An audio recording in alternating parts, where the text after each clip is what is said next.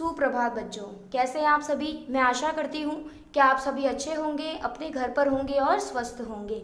मैं कृपाली पीजीटी हिंदी विषय से spring day senior secondary school में आप सभी का स्वागत करती हूँ। आज हम पढ़ेंगे हिंदी विषय से कक्षा 6 की पाठ संख्या 12, जिसका नाम है सफ़ेद बगुला। ये एक कहानी है। इस कहानी में ये जो कहानी है ये द वाइट हेरॉन एक इंग्लिश की स्टोरी है, उससे लिया गया है। उसका अनुवाद है, यानी उसका ट्रांसलेशन किया गया हिंदी में, जिसका नाम है सफ़ेद बगुला। द वाइट हेरॉन का हिंदी में अनुवाद किया है सफ़ेद बगुला नाम से। कहानी में एक लड़की है और ये जो लड़की है वो बहादुर ज़्यादा है या फिर दयालु, ये हम कहानी के बाद पढ़ने के बाद में ही पता लगा पाएंगे कि वो जो कहानी में लड़की बताई गई है ये दयालु है या फिर बहादुर ज़्यादा है।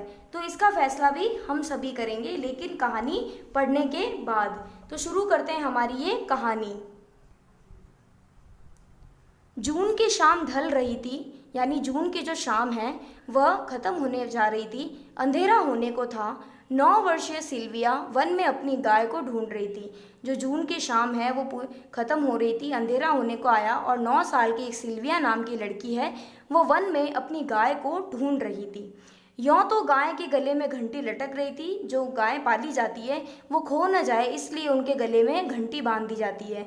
तो यों तो यानी वैसे तो गाय के गले में घंटी लटक रही थी, जो उसके ठिकाने का पता लगा देती थी कि वो गाय कहाँ पर है। परंतु गाय भी बहुत चालाक थी, यानी गाय बहुत ही चतुर थी। वह झुरमुट में छिप जाती और शांत खड़ी रहती। झुरमुट का पेड़ होता है जिसके पीछे छुप जाने पर दिखाई नहीं दिया जाता, तो वह झुरमुट के पेड़ के पीछे छुप जाती और शांति से खड़ी रहती। तब उसकी घंटी भी नहीं हिलती और ना आवाज़ आती।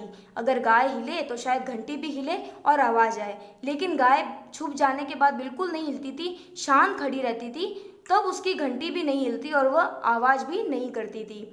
सिल्विया भी वन के चप्पे चप्पे से परिचित थी, यानी सिल्विया को वन का एक एक कोना पता था कि कहाँ पर कौन सा जानवर छिपा रहता है।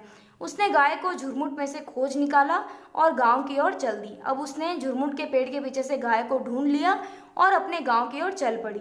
अंधेरा गहराने से पहले, यानी बहुत ज़्यादा अंधेरा होने से पहले ही उसे सड़क पकड़नी थी, यानी उसे सड़क तक आ जाना चाहिए था। वह तेज चल रही थी कि सिल्विया को सीटी की आवाज़ सुनाई दी। जब वो तेज तेज चलने लगी तो अचानक से सिल्विया को सीटी की आवाज़ सुनाई दी। यह सीटी पक्षी की नहीं हो सकती। अब सिल्विया सोच रही है कि यह जो सीटी है ये पक्षी की तो नहीं हो सकती, क्योंकि वह तो हर पंछी की आवाज़ पहचानती थी। वो सिल्विया है, वो हर पंछी की आवाज़ पहचानती है। यह तो किसी मनुष्य की सीटी थी। भय से वह झाड़ियों में छुपना चाहती थी, लेकिन देर हो चुकी थी। एक युवक उसके आगे खड़ा था। अब वो डर भी रही थी और डर के मारे वह झाड़ियों में छुपना चाहती थी, लेकिन छुपना नहीं चाह रही थी, क्योंकि अब बहुत ज़्यादा देर हो चुका था, अंधेरा हो गया था। और एक युवक उसके आगे आकर खड़ा हो जाता है। उस युवक ने कहा, डरो नहीं, मैं यहाँ चिड़ियों का शिकार करने आया था, लेकिन रास्ता भटक गया हूँ। वह युवक क्या बोलता है सिल्विया से कि तुम डरो नहीं, मैं यहाँ पर चिड़ियों का शिकार करने आया था, लेकिन अब मैं रास्ता भूल गया हूँ। क्या तुम बता सकती हो कि सड़क कितनी दूर है? सिल्विया ने उसको साथ चलने को कहा और आगे बढ़ गई। रास्ते में युवक ने अपना परिचय देते हुए कहा कि मैं शहर से आया हूँ और चिड़ियों का शिकार उसे यहाँ खींच लाया है। क्या कहते हैं कि वह शहर से आया है और चिड़ियों का शिकार उसे यहाँ इस वन तक खींच लाया है। अंधेरा होने के कारण वह लौट रहा है, परंतु कल फिर वह जंगल की ओर जाना चाहता है। उसने पूछा कि क्या गांव में ठहरने के लिए, यानी रुकने के लिए उसे कोई ठिकाना, कोई जगह मिल सकती है? सिल्विया ने बताया कि वह तो नानी के साथ रहती है। यदि वह रात उनके यहाँ बिताना चाहे तो नानी से बात कर ले। अंधेरा गहरा रहा था। नानी सिल्विया का बेचैनी से इंतजार कर रही थी। नानी को बहुत ही बेचैनी हो रही थी कि सिल्विया रोज तो आ जाती है, लेकिन आज इतनी देर कहाँ लग गई। उन्हें यह तो भरोसा था कि सिल्विया उस वन से पूरी तरह परिचित है। उन्हें इतना विश्वास था कि सिल्विया वन में कहीं नहीं खोएगी, क्योंकि उसे वन पूरी तरीके से पता है। तो रास्ता भटकने का तो सवाल ही नहीं। परंतु अंधेरे में कीड़े मकोड़े भी तो निकलते हैं। ढलते धुंधलकते में नानी ने देखा कि सिल्विया और गाय के साथ एक अजनबी भी आ रहा है। बहुत दूर से नानी ने देखा कि सिल्विया आ रही है, गाय भी, और साथ में एक युवक भी आ रहा है। युवक ने अपना परिचय देते हुए कहा कि यदि आपत्ति, यानी आपको किसी प्रकार की कोई परेशानी नहीं हो, तो वह रात यहाँ गुजारना चाहता है। नानी ने देखा कि युवक सम्भ्रात परिवार का लग रहा है। सम्भ्रात का अर्थ होता है कि बहुत ही कुलीन अच्छे परिवार से लग रहा है। उन्होंने न केवल उसे रात गुजारने की अनुमति दी बल्कि एक गिलास गर्म दूध भी किया, यानी उसके लिए इजाज़त तो दी वहाँ रहने की एक दिन, और उसे गिलास में गर्म दूध भी दिया। दूध पीकर युवक ताजगी महसूस करने लगा और नानी से बतियाने लगा, यानी बातें करने लगा। सिल्विया दरवाजे की चौखट से सटी बैठी रही और उस मेंढक को हटाने लगी जो चौखट पार करके अंदर आना चाहता था। युवक ने बताया कि उसे चिड़ियों को संग्रहित यानी इकट्ठे करने का बहुत शौक है और उसने कई प्रकार के पक्षियों को एकत्रित कर रखा है। नानी ने पूछा कि क्या वह इन चिड़ियों को पिंजरे में बंद करके रखता है। अब यानी हमें उड़ते हुए पक्षियों को कभी पिंजरों में नहीं डालना चाहिए। जैसे हम स्वतंत्र हैं वैसे ही सभी पक्षियों को भी उड़ने का अधिकार है, तो हमें उनके अधिकारों को छीनना नहीं चाहिए। इसलिए नानी उस आदमी से पूछती है कि क्या उसने चिड़ियों को पिंजरों में बंद कर रखा है। तो उसने बताया कि चिड़ियों का शिकार करता है, उनके भीतरी शरीर को साफ करके अंदर भूसा बढ़ता है। यह भूसा दवाई मिश्रित होता है जिससे पक्षियों का शरीर तरोताजा रहता है। उसने बताया कि उसके घर में इस प्रकार सुरक्षित कई पक्षी जमा हैं। सिल्विया भी उनकी बातें सुन रही थी। नानी ने बताया कि सिल्विया को भी पक्षियों का बहुत शौक है और उसने वन में कई तरह के पंछियों को देखा है।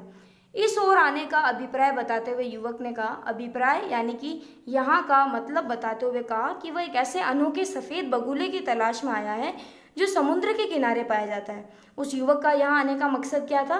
वन में उसने एक सफ़ेद बगुला देखा है और वो उसी तलाश में है जो कि बहुत अनोखा है, जो समुद्र के किनारे पाया जाता है। उस सफ़ेद बगुले की दुम तीर की तरह नुकीली होती है। जब वह समुद्र के किनारे पहुंचा तो उसे पता चला कि ऐसे बगुले तो उड़ गए हैं, शायद जंगल में मिल जाए। वन में तो नहीं थे लेकिन जंगल में जरूर मिल जाए ऐसे बगुले, तो वन से तो उड़ चुके हैं। वह वन की ओर चल पड़ा जहां उसे सिल्विया मिल गई। नानी ने सुझाया कि सुबह वह सिल्विया के साथ वन में जाए तो शायद उस बगुले का पता चल सके। सुबह उठकर युवक और सिल्विया जंगल की ओर चल पड़े।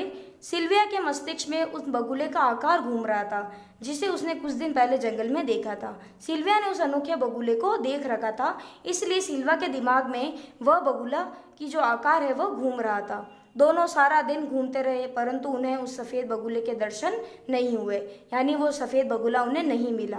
घूमते घूमते थककर वे घने देवदार की छांव में बैठ गए। देवदार का जो वृक्ष होता है उसके नीचे वे बैठ गए। कुछ समय पूर्व यहाँ देवदार के 2 पेड़ हुआ करते थे। हाल ही में लकड़हारों ने एक पेड़ गिरा दिया था और अब यही एकमात्र ऊंचा पेड़ रह गया था। सफ़ेद बगुला कहीं दिखाई नहीं दिया। शाम ढलने लगी। निराश होकर शिकारी और सिल्विया घर की ओर चल पड़े। रात के भोजन के उपरांत युवक नानी से कह रहा था, कल आखिरी बार वन में तलाश करूंगा। यदि मुझे कोई उस बगुले का पता बता दे तो मैं उसे 100 रुपये देने के लिए तैयार हूँ। यदि कल उस बगुले का पता नहीं चला तो शहर वापस चला जाऊंगा। अब उसको वो बगुला लेना ही था, इसलिए उस युवक ने कहा कि जो मुझे बगुले का पता बता देगा मैं उसे 100 रुपये देने को तैयार हूँ, और अगर नहीं मिलता है तो मैं शहर चला जाऊंगा। सिल्विया उस युवक की बातें सुन रही थी। रात भर उसे नींद नहीं आई। वह सोच रही थी कि बगुले का पता चल जाए तो उसे 100 रुपये मिल सकते हैं। उसे विश्वास था कि हो ना हो वह बगुला उस देवदार पर ही रह रहा होगा, क्योंकि उस पेड़ से समुद्र दिखाई देता है। रात भर सिल्विया सो नहीं सकी। अभी सवेरा होने में देर थी। उसने उड़कर सीधे वन का रुख किया, यानी सीधे वन की ओर चल पड़ी। भागती भागती वह देवदार के पास पहुंची। लपक कर पेड़ की टहनियों को पकड़ती हुई ऊपर चढ़ती चली गई। उसने नीचे की ओर झांककर देखा भी नहीं, क्योंकि उसे भय था कि वह चक्कर खाकर गिर पड़ेगी। वह बहुत ऊंचाई पर जा चुकी थी तो वह नीचे नहीं देखना चाहती थी, क्योंकि उसे डर लग रहा था कि कहीं वो चक्कर खाकर गिर ना पड़े। एक एक टहनी पकड़ पकड़ कर वो ऊपर और ऊपर चढ़ती गई। सबसे ऊपर की डाल हवा में हिलोरे ले रही थी। वहां से उसे दूर समुद्र की लहरों में से सूरज उगता दिखाई दिया। देवदार की सबसे ऊपरी डाल पर एक सुंदर घोंसला दिखाई दिया और उस घोंसले में सफ़ेद बगुला। वह देखती ही रही उस बगुले को जो अपने बच्चों की चोंच में दाना डाल रहा था। वह प्रसन्न थी कि उसने सफ़ेद बगुले का पता लगा लिया है। सिल्विया घर लौटी तो नानी ने पूछा कि क्या उसे वह बगुला दिखाई दिया। सिल्विया ने अपना मुंह नहीं खोला। उसकी आंखों के आगे बगुले के बच्चों को दाना खिलाने का दृश्य दिखने लगा। वह जानती थी कि मुंह खोलने के लिए उसे 100 रुपये मिल जाएंगे। 100 रुपये जो उसने आज तक एक साथ नहीं दिखे थे, परंतु उसे यह भी मालूम था कि बताने पर उस सफ़ेद बगुले के शरीर पर भूसा भर दिया जाएगा। उसने अपना मौन नहीं तोड़ा। तो इस प्रकार अब आप विशेषता बताइए कि सिल्विया बहादुर थी या फिर दयालु थी। तो कह सकते हैं एक तरह से कि सिल्विया ने दयालु की भावना दिखाई। अगर उसमें दयालुपन नहीं होता तो वो अपना मुंह खोल देती, उसे 100 रुपये का लालच होता, उसे 100 रुपये का लालच नहीं था, इसलिए उसने अपना मुंह नहीं खोला और बगुले के प्रति उसने अपनी दया की भावना दिखाई और अब साहस के साथ में बोल दिया कि उसने वहाँ पर कोई बगुला नहीं देखा, क्योंकि उसे 100 रुपये नहीं चाहिए थे। सिर्फ 100 रुपये के लालच में वह एक पक्षियों के परिवार को बर्बाद नहीं कर सकती थी। धन्यवाद।